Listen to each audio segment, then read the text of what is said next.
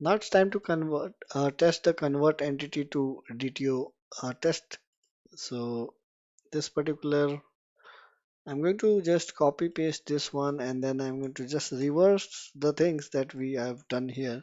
So here, instead of convert DTO to entity, this will be like entity to DTO. So to DTO,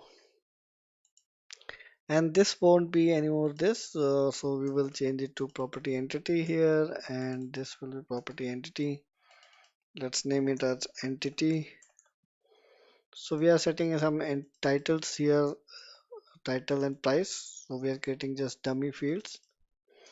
It's setting some dummy values here.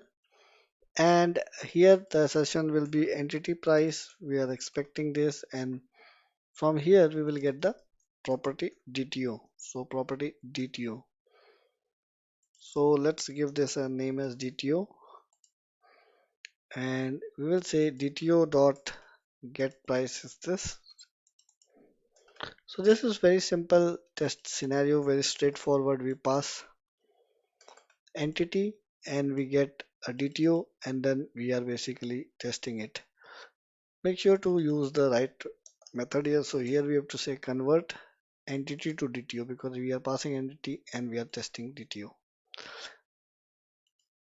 So run this with coverage, and this test should pass, and we should basically also see the line coverage or the method coverage 100%.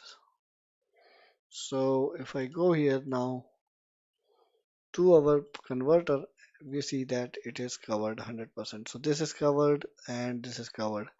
So this whole class has been tested now. So if you want, you can check the, here you see the 100% lines covered and code covered. So that's 100% code coverage.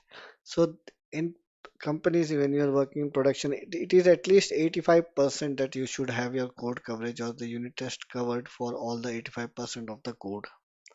Sometimes it's 90, but minimum is 85% for a good quality code. So this is it for this video. Thank you.